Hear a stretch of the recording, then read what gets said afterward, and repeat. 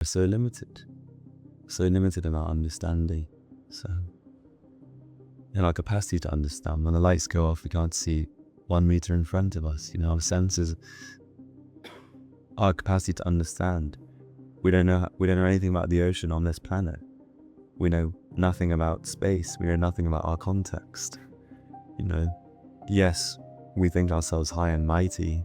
We lord it over material nature. We celebrate the advancement of science.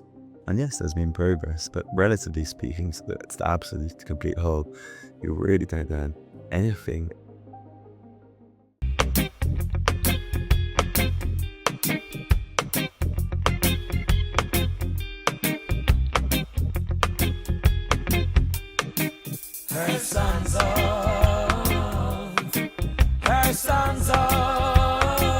Hi guys, welcome back to the Here For Now podcast with myself, Ananda and Joseph. Thank you for having me, Ananda, this time. I just did his full name for the first time. Full name, you can find me anywhere now. Anyway, welcome back. So it's just myself and Joseph today, and I was chatting with my brother recently, and he was saying to me how he's been an avid listener, tuning into the podcast, like many of you. But he had some questions essentially, and I wanted to encourage everybody to please flood the comment sections of this video and other videos with your questions, because we've been speaking about a lot of different topics, and I know that some of what we've been saying hopefully will have been thought-provoking, and maybe challenging, maybe unearth things that you'd like to discuss or challenge some of your opinions. So yeah, if you have any questions, please put them in the comment section so we can address them as well, and we can have a dialogue, which is fundamental for understanding anything in this world, and so we can discuss. And we've actually, over the years doing spiritual practice, we've both met a number of people who have many wonderful questions. So we thought, to get the ball rolling, Joseph and I are gonna shoot some questions to each other. We haven't discussed them in advance.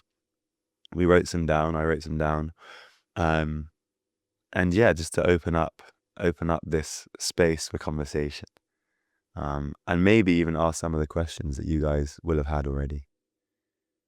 Sound good? It sounds amazing. And just to add to that, I would love you guys to add more questions to the comments so that we can answer more of your direct questions and have more of a connection, because that's what this podcast is about, actually answering your deep spiritual questions and gaining more connection with the spiritual world. So yeah, if you can flood the comment with more questions, please do. Tsunami in the comment section. Okay, so one of the questions that I had, so we've spoken a lot about spiritual life, Yes, being important and the goal in all of our episodes, pretty much. And maybe sometimes we've even spoke in a tone that might seem critical, or challenging towards those who pursue stability in their material life, a regular job, and have to support, all these things. So do you consider it like a bad thing? Do you think that people who are looking after their material situation, do you think that's a bad thing? looking after your material situation, is it a bad thing? How do we connect our spiritual and material life is a question that I'm asking myself. What is material life? What is spiritual life? If the supreme origin of everything is spiritual, then obviously the cause of everything material is also spiritual too. Alright, so everything in this world, you could say, is spiritual in a way. It's just how we use it. Just like if we have a knife and we could use it for an operation to help someone with a heart surgery, or we can use it as a tool to murder someone, essentially. So it's how we use our material assets, how we use our material life. Someone recently said to me, if everything you do is for divinity, for a higher power, a higher purpose, then everything you do will be free of the laws of karma, which means you can have unlimited success in that endeavor. Wow. But he said, if you're doing it for yourself, your karmic situation based on your previous lives or your previous activities will have its limit. even if you're doing it for your family or you're doing it for, prestige, wealth, fame, beauty, all of these things, it will have some limit based on your own karma. But if you do it for a spiritual purpose, there's no karma there, so you have more capability actually. And so the question is, is everything material bad? I guess if you're doing it with material intention for your own senses, then in a way it could be considered unhelpful towards the spiritual progress. But if you're doing it, making money in order to build a spiritual family, or going to work in order to inspire others about your spiritual practice, you see how happy you are. What are you doing? How are you attaining this happiness? And sharing it that way. Because if everyone was a monk, how would society access people who are lawyers, doctors, high ups in social order? How would we need workers in the world in order to attract those people and live by example. So yeah, that's what I think. Have you got any thoughts on that? No, I thought that was a really nice answer. I mean, yeah, it's like if everyone was a monk, Yeah, the world would look a certain way. it's actually a beautiful I mean, story. I'm sorry to yeah, interrupt, no, but go, just go. before I forget it, and I was watching it's your favorite spiritual teacher, your spiritual teacher. His holiness Radhanath Swami. So I was watching a lecture of this monk who traveled the world many times and has spiritual communities and is just an amazing speaker. But he was giving this one talk, and one person raised his hand and he said, "You're a complete hypocrite. If all the world were monks like you, like, what would happen to the accountants? What would happen to the farmers? What would happen to society? How would anyone make any money?" And like all the crowd agreed with that person. They were like clapping, and he felt under a lot of pressure in a way. And he thought about it for a moment, and he said to him, "What do you do?" He said, "I'm an accountant." I said, "What if the whole world were accountants? What would happen to the farming? What would happen to the finance industry? What would happen to the entertainment industry? No one would be doing anything." And then everyone was like clapping, and so it's this point that we all have certain material assets. But if we can use it in harmony with one another, in harmony with society, in harmony with nature as well, then there can be a complete society. Mm. Yeah, sorry to interrupt you. No, you didn't Yeah. interrupt me. That was funnily enough, I was thinking of that exact story. Were you? Yeah, as you were speaking about, You also watched if everyone was a monk, then yeah, it's brilliant, isn't it? Yeah, like you said, there's nothing inherently bad about material pursuit. Being spiritual, I mean, it's the principle of Bhagavad Gita, that famous book that, I mean, pretty much everyone's heard of. And if you haven't, you should get a copy. There's a great version of the Bhagavad Gita called Bhagavad Gita as It Is, by A.C. Bhaktivedanta Swami Prabhupada, who was a Sanskrit scholar, a great spiritualist, and practiced bhakti yoga, which is the yoga that's spoken about predominantly in the Bhagavad Gita, the culmination of the yoga ladder. Anyway, and yoga means connection, union. So we're practicing yoga when we can connect everything that we're doing to the source of everything that we are. And that can be as an accountant, that can be as a monk or a nun, that can be as a footballer even, depending on how we use the fruits of our actions. Like, do we use the fruits of our actions for our own sense gratification, buying items that are going to keep us materially attached? Or do we use those items in accordance with the characteristics of the eternal blissful soul, whose mood is to render service to divinity? So we can use our money in different ways, for example. So yeah, like the knife example you used, the monk, the accountant example. Yeah, I think you answered the question very nicely. So, but yeah, we're all very attached and entangled with our, thank God that noise has stopped. Apologies for anyone tuning in if you could hear that noise in the background. There's this whirring upstairs. But yeah, the oh, um, yeah, I lost my train of thought now. Um, hmm. But yeah, essentially, um,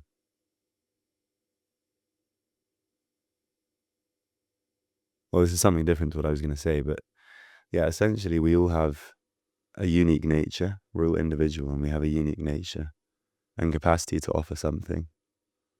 Um, so we shouldn't neglect that. In that book, the Bhagavad Gita, it says that um, it's better to perform your own duties imperfectly in this world than to perform the duties of someone else perfectly. Maybe you're not inclined to being a monk or a nun. Maybe you are inclined to business, or maybe you're inclined to teaching. Maybe you're inclined to art or something like this. Um, we should try and understand what our material nature is, and then try to use that um, in service. So yeah, I think that speaks to the question. That is some of my thoughts. Yeah, beautiful. As well. Yeah. And so yeah, the did you have anything else you wanted to say on that question or not? On that question in particular, nothing else is really coming to mind. Okay.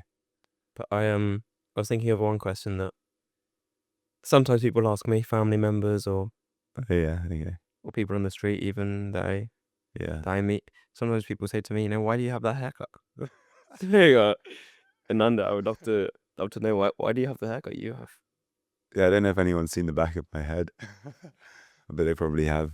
Anyway, I have a bit of hair at the back of my head. I don't really want to show it on camera. I don't know what it looks like right now. But anyway, yeah, so as you can see, I've got a shaved head. And so does Joseph. It's like it's a symbol of renunciation. Now you can see in different traditions, people who are practicing renunciation of material things, they often have a unique haircut. Like in Christian monks, you'll see they have like this, they leave hair like in a circle around their head. I don't know if you've seen that. Yeah, I think I have, Like, yeah. yeah, in the monks' habits, and they'll have, um, or in the Buddhist tradition, they have shaved heads, completely bald. And so, yeah, I have a shaved head, and Joseph has a shaved head, but we have a little bit of hair on the back. And in the Buddhist tradition, this similar renunciation is about renouncing all attachment to material things, to material activity, renouncing that completely. And in so doing, there's a peace that comes with that. In living a life of detachment, in giving up the desire for sense gratification, or not submitting to the overwhelming desire for sense gratification. So you give up all activity in that way. And so you shave your head completely, and it's a symbol of renunciation from any activity, from any material attachment. And with that comes peace. But we want peace because we're anxious and we're stressed. And it's understood in the Vedic pantheon, which is where Buddhism, Hinduism, all of the yogas and meditations that we practice derive from. It says that even beyond that peace, there's something you can experience, which is called Ananda, which means bliss. And that's the joy and bliss of the soul. Like, actually, we're all inherently active. We're all doing something. Even if we're doing nothing, apparently, we're still doing something, which is doing nothing. Anyway, and bear in mind that it's very hard for people to maintain doing nothing for the most part as well. There's a famous TV show I used to watch called People Just Do Nothing. I don't know if I've heard of it, that. but I can't really think of it. Anyway, it's a comedy. It's like a sitcom. Anyway, it's about these guys who live in Bradford, and they're garage DJs, and they're not very famous or successful necessarily, and they DJ out of their flat, and they put like cardboard boxes on their walls and stuff. And anyway, they kind of they're not very productive, you can say. Productive society, but they're very funny people. Anyway, yeah, it's called people just do nothing. But they're still doing something. It's just in the eyes of society they're doing nothing. But still you're doing something, you know. Anyway, yeah, to come back to the question, I went on a tangent. But so I leave something on the back of my head, and Joseph leaves something on the back of his head because we give up all attachment to material activity. But as we kind of alluded to in the previous question, we maintain our attachment to one final thing. So we have one last thread of attachment on the back of our heads, which is our attachment to spiritual activity, because we're all active by nature. And so we can spiritualize our activities, as I mentioned, by harmonizing every action, ideally every action, every thought, word, deed, with a spiritual pursuit. And that might not be explicit, like you might be sitting behind a computer in your law firm or in your marketing agency. But what are you going to do with the fruits of your labor? Again, you can use it spiritually in service. So, yeah, there's one last thread of attachment. So we leave a little bit on the back of the head. We're announced, but we have one thread of attachment to activity. Just a follow-up question on that. Bliss that you're mentioning, that maybe Buddhists, they're looking more for peace, whereas, you know, this tradition is looking for bliss, for ultimate happiness. Does that mean that we're always happy? Does that mean there's no anxiety, stress? Or what does that mean to look for ultimate happiness? Yeah, well, there's a word called Vaikuntha. And this word Vaikuntha, it means free from anxiety. Literally, that's a literal translation. It means to be freed from anxiety. And so, naturally, when we're in the material world, we have bodies, which are material. They're composed of the same. My body is made of the same stuff as this table and this microphone and this. It's made of the same elements. You know, it's material stuff. My body is composed of, and in the same way that this is going to degrade and deteriorate over time, so is my body, and it's doing so, you know, gradually, because of time. It's how time works, the force of time, which is all around us, ever present. And so in that condition, we're bound to experience some distress. You know, we're going to experience old age if we live long enough. And with old age comes the gradual debilitating of our own bodies, you know, and or deterioration, I should say, sorry, of our own bodies, and lack of ability to carry out and perform activities that we were once able to, and that's distressful, and there's pain, and there's disease, and there's all these things. You know, there's the suffering of our own minds, there's the suffering that other living entities inflict upon us in this world.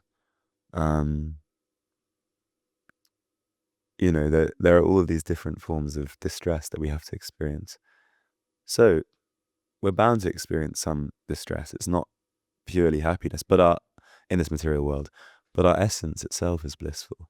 And the more that we realize that nature, which is also a state of consciousness, the more that we're situated in the consciousness, on spiritual consciousness, the consciousness of the soul, the less that these things affect us. It's like, you know, it's like you get in a plane on a flight, and as you get higher and higher, all the people down below start to look like ants, and the city starts to look like a toy city, and so on and so forth. It's like the difficulties are still going to be there, but they seem a heck of a lot smaller. Yeah. Yeah. And they don't affect you because you're situated. You may be within your body, but your consciousness, who you actually are, is beyond the body. And if you're situated on that platform, then those things don't agitate you so much. It's like, so my guru's guru, when he was an old man, he was traveling the world. I mean, he traveled the world 14 times in 12 years or so. And at the age of, well, in his 70s, you know, late 70s. Anyway, and so doctors did tests on him, and he should have been in so much pain. Like the nerve endings were touching his skin. Like he should have been in such extreme pain because of his bodily condition. But he was completely blissful. And he was blissful, sorry, because the soul is Ananda and because he's situated on that platform. So yeah, it's like that. Beautiful answer. Um, Sorry. No, I didn't really want to say anything else. I was going to ask you another question. But You can answer. no, shoot, what were you going to say?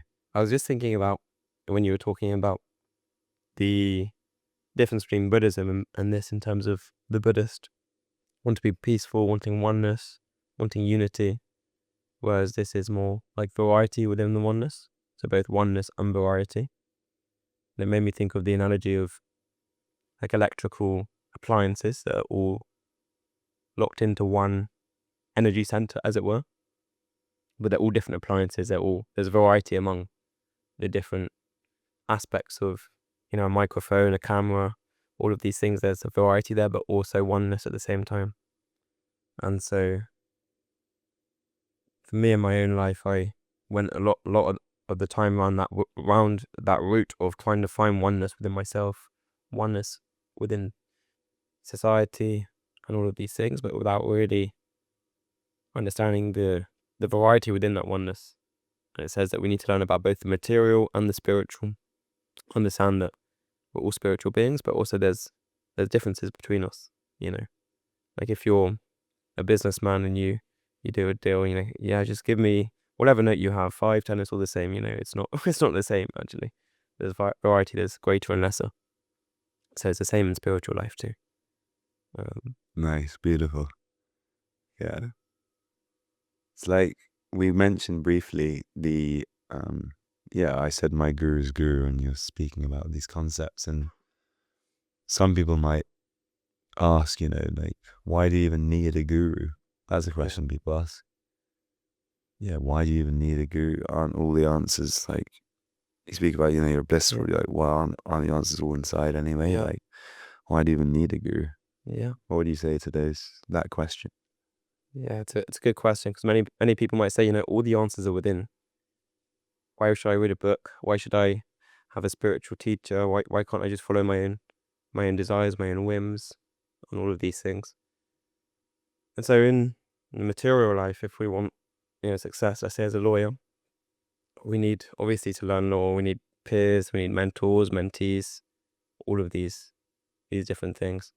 And in spiritual life, it's the same in many ways. We need a spiritual teacher. We need to apply that knowledge. We need to act. There's also a difference between our mind and our soul. And in our own practice, our own meditation, we might not know the difference between our mind and soul. And a nice analogy I like is that if you're in a prison, which in some sense we all are, we've all had traumas growing up, that even this whole existence is in some way a trauma. Just if you look at our birth, how much pain there is. We all go through disease, old age and death. The whole life is traumatic, and it actually. One day we're hot, one day we're cold.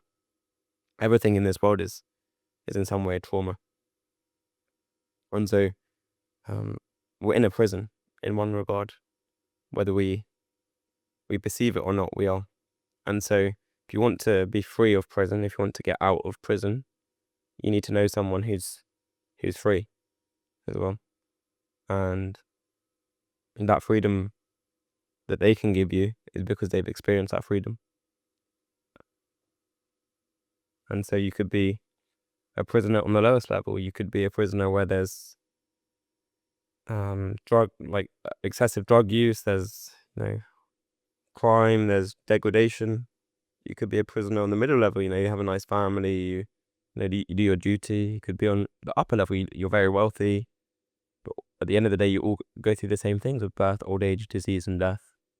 Whereas spiritual truth, spiritual liberation, as it were, brings you beyond that, brings you to the point of, I'm a spiritual being and my purpose is to connect with a supreme spiritual being. And in that way, you can be free from this prison we're in. But we can't do that on our own accord. And for me, that's why you need a spiritual teacher. Yeah, amazing. To add a little bit to that, Please, Jay. it's like I had a few thoughts as you were speaking, but one was just that we're so limited. Yeah. We're so limited in terms of our capacity to perceive. That was the first thing I was going to say. Sorry, was that even before that, you mentioned being in a prison. What is that prison? Well, it's the bindings of our own material desires, which is what keeps us perpetually dissatisfied. Like, we may be in a penthouse suite with the cocktail in our hand and the beautiful woman, by our side, but we may feel happy. But with the maintenance of what we have accumulated, there's a lot of anxiety. There's a lot of stress in getting to that point in the first place. And that satisfaction we feel is not so much happiness, but it's the absence of dissatisfaction. I think I've said that before, but it's the absence of a dissatisfaction. We're perpetually chasing a happiness and a higher level of satisfaction, because our default setting is not to feel quite satisfied, actually. But the spiritual understanding is that in our essence we are. It's just covered. Yeah. And when we're in ideal bodies, we're bound by the dictators, the desires of our senses. Like, well, that looks nice. Well, that smells good. Well, that tastes. Yeah. It's like, so yeah, real freedom is not being controlled and governed by the demands of our mind and senses. Yeah. And that's what the guru or the spiritual teacher helps you to do. Like you said, if you want to get free from something, you can't untie your hands if they're bound by rope yourself. Someone whose hands are already free has to do it. And so the guru should be someone whose hands are not tied, and then they can help you to do so. Yeah. And it's a whole other conversation in terms of discerning as to who that person might be, but that's the principle. And yeah, I was saying we're so limited in our understanding. So in our capacity to understand, when the lights go off, we can't see 1 meter in front of us. Our senses, our capacity to understand. We don't know anything about the ocean on this planet. We know nothing about space. We know nothing about our context. Yes, we think ourselves high and mighty. We lord it over material nature. We celebrate the advancement of science. And yes, there's been progress, but relatively speaking, so that it's the absolute complete whole, you really don't learn anything. And yeah, do we need a guru? I remember a story of my guru when he was young and he was seeking spiritually, and he was in India and he heard Krishnamurti speaking. Yeah. And Krishnamurti was on stage in this pandal, and he was saying to this big crowd, and my guru was sitting at the age of maybe 19 in this audience, and Krishnamurti was saying, "Give up your gurus. The truth is within. Listen to the voice within." He's Indian. I'm not doing any of that. So anyway, so he was saying all these things, and all respect to Krishnamurti, that's right. And he was saying these things, and he was speaking quite compellingly. And my guru was with his friend, who was also a spiritualist practicing in ashram.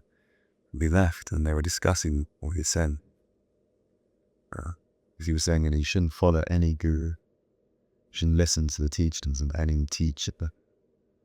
And so his friend said, so my guru said to his friend, "What are you going to do now? You got a guru in the ashram?" And he was like, "Well, I'm going to follow his advice and not listen to the advice." In the sense that Krishnamurti had just been instructing him, teaching him what does, not to do that. And so he was like, "Yeah, I'm going to do that and not listen to what you were saying." Keep going, yeah. Anyways, I thought that was quite funny. It's an ironic thing. Yes, idea that they, where do you get your information from? You get it from books, you get it from teachers, you know. Yeah. We need teachers like that. We're very limited. And unfortunately, we're out of time now. Thank you guys for tuning in. We're going to carry on. So please flood the comment section. I implore you. Everyone that's watching this, everyone that's listening, if you made it to the end, please write at least one question in the comments, or go back to a previous video, write something there, and we're going to have a look. And next week, we're going to address them all. Or we're going to tie them into our episodes. And thank you so much, guys, for tuning in. And we will see you on Wednesday.